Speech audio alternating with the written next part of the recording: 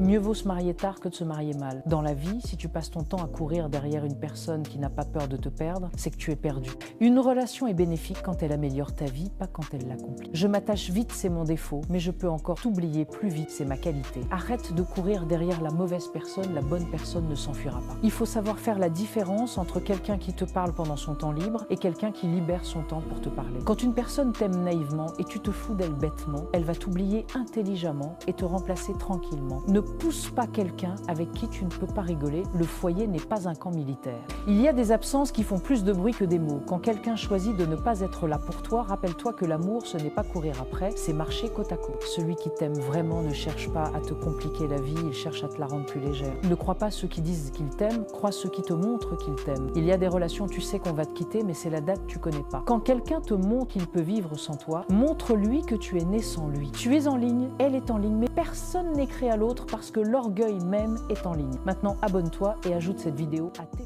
Montre que tu es choisi par Dieu. Si tu te reconnais dans ces paroles, sache que ce n'est pas un hasard. Premier signe, les épreuves. Tu travailles, tu te bats, mais les résultats tardent. Tu donnes ton cœur, mais on te trahit. Ce que d'autres obtiennent rapidement, toi tu l'atteins avec peine. Rien n'arrive pour rien. Dieu utilise l'épreuve comme un feu qui purifie et prépare ceux qui l'appellent. Deuxième signe, la solitude. Tu es entouré, mais ton cœur se sent vide. Même au milieu d'une foule, tu ressens que tu n'appartiens pas au monde comme les autres. Cette solitude n'est pas un abandon, c'est une mise à part. Jésus a promis qu'un consolateur serait toujours avec toi. Son esprit habite en toi. C'est le sceau de ton élection. Troisième signe, le découragement. Tu te demandes pourquoi la vie est si lourde, pourquoi les blessures s'accumulent. Mais retiens ceci, Dieu ne t'a jamais oublié. C'est souvent au cœur de la nuit que sa lumière commence à briller. Dans tes larmes, dans tes doutes, même si tu ne la vois pas encore. Souviens-toi, épreuve, solitude, découragement, ce ne sont pas des malédictions. Ce sont les marques de ceux qui ont été mis à part par Dieu. Tu n'es pas rejeté. Si tu crois que Dieu t'a choisi, écris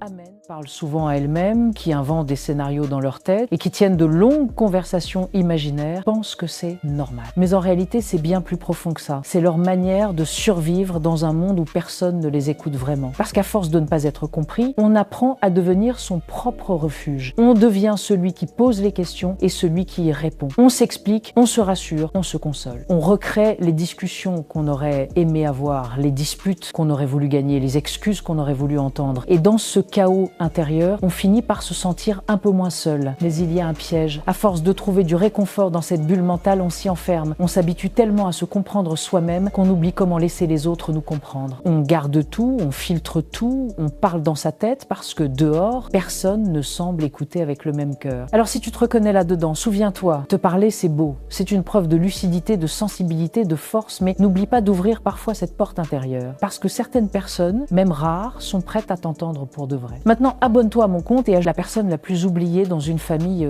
ce n'est pas le père, ce n'est pas la mère, c'est l'enfant du milieu, celui qu'on ne remarque pas le premier, celui qu'on applaudit pour tout, pas le dernier, celui qu'on protège de tout. Lui, il est là, entre les deux, un peu trop grand pour être fragile, un peu trop petit pour qu'on le prenne au sérieux. Il apprend très tôt à se faire discret, à ne pas déranger, à sourire pour dire tout va bien, même quand personne ne lui demande comment il va. Il devient fort, mais à l'intérieur, il y a cette petite voix qui murmure « Et moi, est-ce qu'on me voit ?» C'est lui qui observe sans qu'on le remarque, qui comprend sans qu'on lui explique, qui console sans qu'on le remercie. Parce qu'il a compris que son rôle, c'est souvent d'être le pont entre les autres, celui qui relie, mais qu'on ne regarde jamais. Il grandit avec ce sentiment d'être en trop, tout en essayant d'être assez. Et un jour, il devient cet adulte indépendant, solide, qui n'attend plus rien. Mais au fond, il espère encore qu'un jour, quelqu'un dira « On t'a peut être oublié, mais tu as toujours été essentiel. » Parce que sans lui, la famille ne serait pas complète. C'est souvent l'enfant du milieu qui maintient les liens sans qu'on le sache. Celui qui porte le silence des autres, les rires manqués et la paix fragile du foyer. Alors si tu en connais un, dis-lui simplement « On te voit » parce que parfois, ces 3 mots valent toute une enfance. Partage cette vidéo avec quelqu'un d'autre et abonne-toi, sinon tu risques de ne plus jamais me revoir.